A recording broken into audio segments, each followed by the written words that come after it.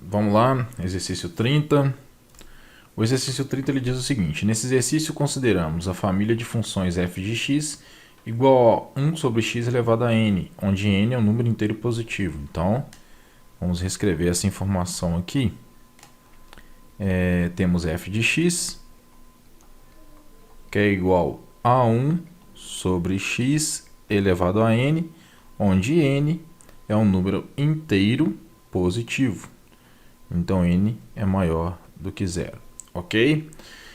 Sendo assim, ele pediu, letra A, faça os gráficos das funções y igual a 1 sobre x e y igual a 1 sobre x elevado a 3 na mesma tela, usando a janela retangular menos 3 e 3 por menos 3 e 3. Então, letra A, vamos colocá-la no cantinho aqui.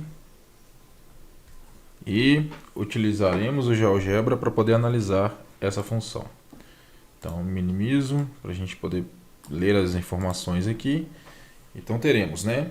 Y é igual a 1 sobre x, que é essa função, e y é igual a 1 sobre x ao cubo, ok? E a janela retangular que ele sugeriu é menos 3 e 3 por x e menos 3 por 3 para y. Então, vamos configurações, x mínimo menos 3, x máximo de 3, y mínimo menos 3, y máximo de 3. Ok? Deixa eu só corrigir aqui, menos 3 e 3. Prontinho, perfeito. Então, tiramos print da tela aqui. Vamos colocá-lo aqui na nossa base.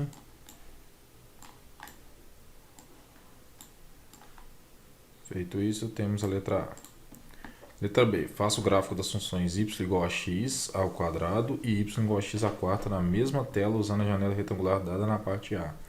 Então, vamos colocar esses dois gráficos, essas duas funções, usando a mesma janela que nós utilizamos na letra A. Então, voltando aqui, este aqui se torna x ao quadrado e aqui se torna x à quarta. Então, isso vai acontecer com o gráfico. A janela a gente vai manter a mesma, então vamos confirmar aqui. Aqui fica 3, aqui é menos 3 e aqui é 3. Então, ok. Essa é a janela retangular e este é o gráfico dado.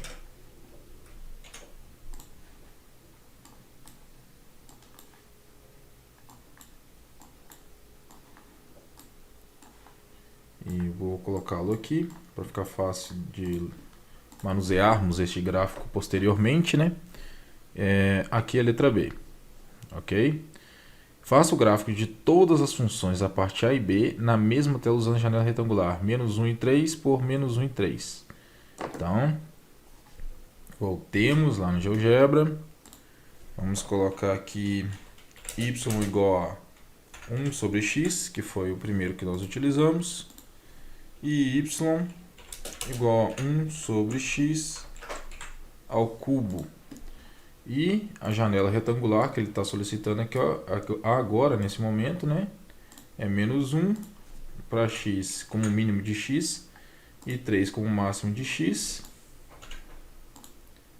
Y mínimo menos 1 e y máximo de 3. Perfeito. Então, ampliando aqui, visualizando, menos 1 e 3, menos 1 e 3, menos 1 e 3, menos 1 e 3. Ok.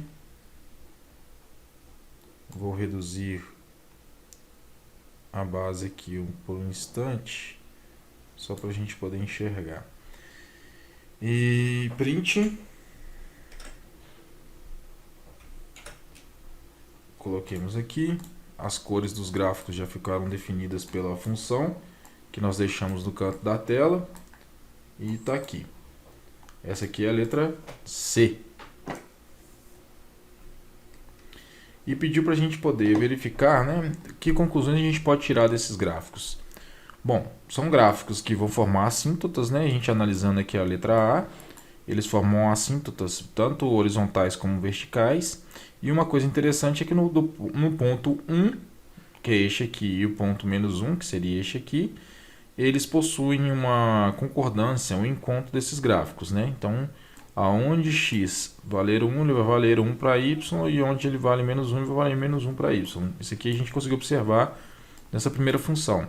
Uma coisa interessante também é que o expoente, né, quando n for, à medida que n for crescendo, esse gráfico ele tende, a parte horizontal dele tender a encontrar o ponto zero, correto? E a parte vertical fica maior do que o do gráfico anterior, ok? Então a parte, olha, vejam só, a parte vertical ela acaba se afastando do eixo da base do y, e a parte horizontal ela tende a encontrar o eixo x. Vamos analisar pela letra B.